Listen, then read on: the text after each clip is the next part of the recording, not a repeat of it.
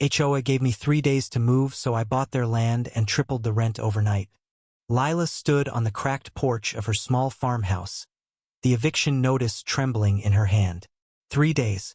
That's all the Karen HOA gave her to pack up her life and leave the land her family had worked for generations. The words on the paper burned. Vacate by Friday or face legal action. Karen, the HOA president, had made it personal. She'd always resented Lila's defiance. Her refusal to bow to the HOA's petty rules that seemed designed to squeeze out anyone who didn't fit their polished vision of the community. Lila's farm, with its wildflower patches and weathered barn, was an eyesore to Karen's manicured ideals. The village buzzed with whispers. Karen's HOA had been tightening its grip, imposing fines for overgrown lawns, unapproved paint colors, and even the wrong type of mailbox. But this was different. This was war. Lila's farm sat on prime land, and Karen's nephew, a slick developer named Trent, had plans for condos. The HOA's ultimatum wasn't just about control, it was about profit. Lila's neighbors, cowed by Karen's influence, stayed silent, except for Marcus, the grizzled mechanic who lived down the road. He'd been fined for his rusted truck, but he'd never backed down. "Fight this, Lila," he'd growled, his voice rough with years of defiance. "They don't own you." Lila wasn't one to beg. She'd spent her life proving she could stand alone raising her daughter, Ellie, after her husband's death, keeping the farm alive through droughts and debt. But 3 days? It was impossible. She paced the fields, the scent of wildflowers mocking her with their fleeting beauty. Then, late that night, poring over old property records, she found it. A forgotten clause in the county's land registry. The HOA's jurisdiction over her plot was shaky, tied to a lease agreement from decades ago that was about to expire. And the land? It was up for sale by the county, buried in bureaucratic fine print.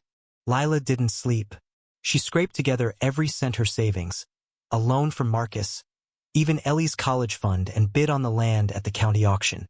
Karen and Trent didn't see it coming. They were too busy planning their victory, sipping wine at the HOA meeting while Lila sat in the back, silent, her heart pounding. When the auction closed, Lila owned the land. Not just her farm, but the entire parcel the HOA leased for their precious gated community. She'd outbid Trent by $1. The next morning, Lila drove to Karen's pristine colonial-style home, a new lease agreement in hand. The HOA's board was gathered on the lawn, smug until they saw her. "You're done, Karen," Lila said, her voice steady but blazing. "I own the land now. Rents tripled, effective immediately. Pay up or get out." Karen's face twisted, her composure shattering. "You can't do this," she spat, clutching her pearls. Trent lunged forward, but Marcus stepped in, his bulk a quiet threat. The neighbors watched, some horrified, some secretly thrilled. For a moment, Lila felt invincible. She turned the tables, used their own game against them. But the victory was hollow. Karen didn't pay. She lawyered up, dragging Lila into a legal quagmire. The HOA rallied the community, painting Lila as the villain, a greedy opportunist ruining their idyllic village.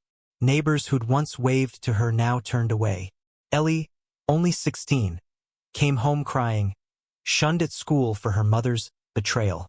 Lila's dream of justice crumbled under the weight of isolation. Then came the twist. Marcus, her only ally, wasn't who he seemed. At a tense town hall, he stood up, not to defend Lila, but to reveal he'd been working with Trent all along. The loan he'd given her? A setup to push her into debt, forcing her to sell the land to Trent's firm when the legal fees piled up. "I'm sorry, Lila," Marcus muttered, avoiding her eyes. "I had no choice. They had me by the throat." The betrayal cut deeper than Karen's eviction notice. Lila had trusted him, leaned on him, only to find he'd played her from the start. The legal battle drained Lila's savings. The HOA's lawyers were relentless, and the community's scorn grew unbearable. In the end, Lila sold the land not to Trent, but to a conservation group that turned it into a protected preserve. No condos, no HOA, just wildflowers stretching to the horizon. But the cost was everything. Lila and Ellie left the village, their home lost, their roots severed.